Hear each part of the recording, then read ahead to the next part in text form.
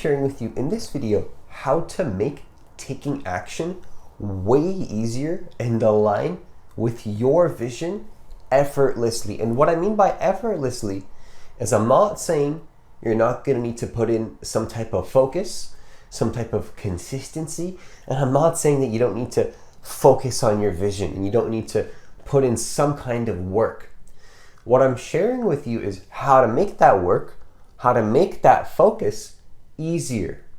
And so the first thing that I want to share with you in this video in terms of how to really do this is it's a very simple concept that I have neglected for a very long time in my personal life, and I believe that many people neglect it as well. The idea is that it's not just about focusing on your identity and what you want. And you might be thinking, well, isn't that what you talk about in every single one of your videos, is who you're becoming? Isn't your channel focused on who you're becoming and shifting your identity to who you prefer? Absolutely. But what we neglect, I believe, is that it's not about just doing this. It's also about to stop focusing on what you need to do and the specific things that you need to do, and focus on what you need to stop, what you need to remove from your life. Because you might be thinking about all the things that you have to do. And again, I talk about this a lot on my YouTube channel about who you need to become and what you need to do, and focusing on committing on who you want to be and all these types of things, right? But it's like, what about who you're not being anymore as a result of becoming something new? Because of course, when you focus on creating something new, there has to be something that you let go of. And that sounds extremely cliche.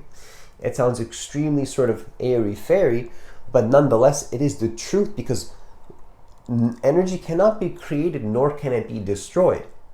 So when you focus on something else, you're taking what you have in this present moment, you're taking that current form of energy, and you're quite literally, what you're doing is you're transmuting it into a different version of who you are.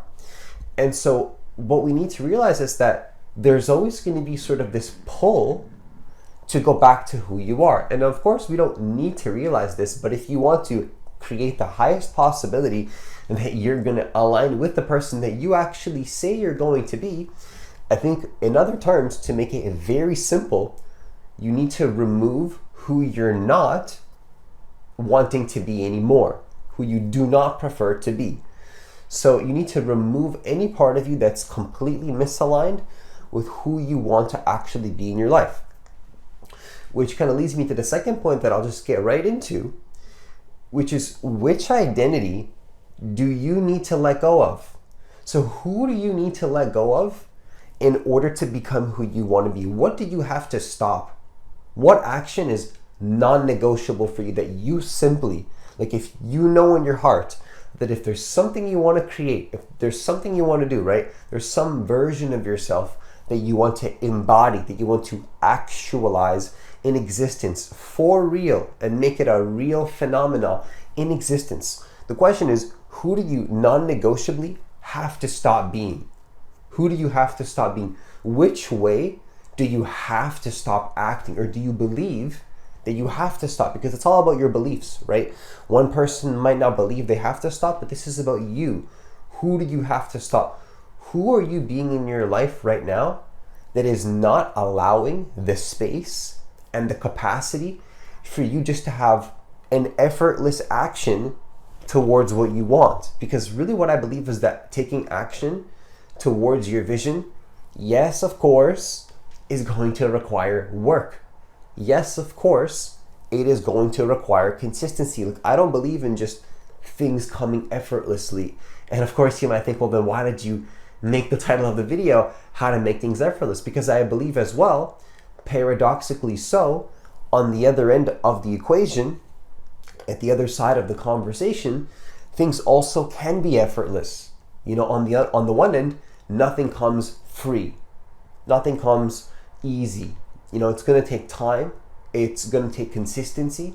It's going to take some type of effort to attract something, to create something in your life. On the other side, you know, again, of the equation, that's not just going to work every single time. You can't just put in more force to create your vision. It's not always going to work. Which leads me to the final thing that I want to share with you in this video, which is ultimately that I want to make something very clear, which is that discipline and willpower are not the same thing at all. They are not the same thing. What I believe is that discipline, is really about just committing to what you want to be. It's about having a full commitment to your vision. You're fully committed, and it's not about forcing your way into anything. So you can be disciplined and committed without necessarily always forcing yourself to take the action. Because the commitment and the conviction towards the vision can sometimes just outweigh anything else that happens in your life. Because automatically, if you're committed, if you're convicted in the vision, if you truly value it, you will make space for it. When somebody says like, oh, I don't have time for this, I'm just so busy, it's like I don't have time for this, it's like I don't have the energy for this in my life. That's actually not true. You can create time for something if there's enough sense of urgency to create space for it. And then so willpower is a useful skill. Like, don't get me wrong, you should learn how to use willpower and just kind of force your way to the max. Like, just use yourself, drain your batteries to the max. Good skill set, good thing to have in place. Really beneficial stuff. But also just remember that there's a difference between committing to something in the long term, because you know that you're going to be consistent in the long term, no matter the obstacles or the barriers or the reasons as to why you shouldn't be consistent. You just kind of know, like, this thing in my life is non-negotiable. And so if you want to not force your way into that, you can't just force it. That's where the commitment comes in. And so if we go back to the second point that I shared in this video, if you start to let go of anything in your life that is kind of weighing you down, and it sounds so commonsensical, but sometimes we need to repeat patterns of kind of sluggish lower states to then fully realize, like, like, that's just not what I want. And you might have even at the time not seen it as a sluggish or a low state. It was just something great. But you now see a higher vision, a vision that's possibly more powerful, that's greater than your current circumstance, that you love to kind of think about, that you want to create into physical reality. How do you do this? It's not just going to happen through willpower. I believe that true success, however you want to define success, whether it is an embodiment on a daily basis of your desire, whether it's achieving a particular physical external result, regardless of which version of success you have, I think that it's not going to be about willpower. Willpower is not going to give you the highest probability of achieving anything that you want in your life, whether that's basing your definition of success on just being who you have to be, or whether it's getting a result. If you force your way into it and you only trust in the ego, you only trust in the limited sense of self that's based on your past, right? Because who you believe you are up until this point, what you have to understand is that, and again, you don't have to understand anything, but what I invite and encourage you to understand is that that is based on your past. It's based on your past. So who you're embodying in this moment is, again, based on the reaction of your past actions, who you have been embodying in your life.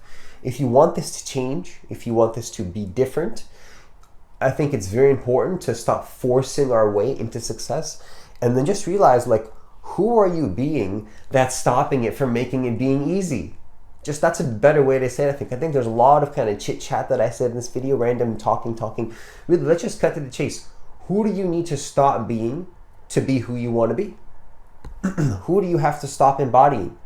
What kind of embodiment in your life are you making that just kind of like, if you look at it just a little bit deeper, if you're honest with yourself, it's not conducive to your vision.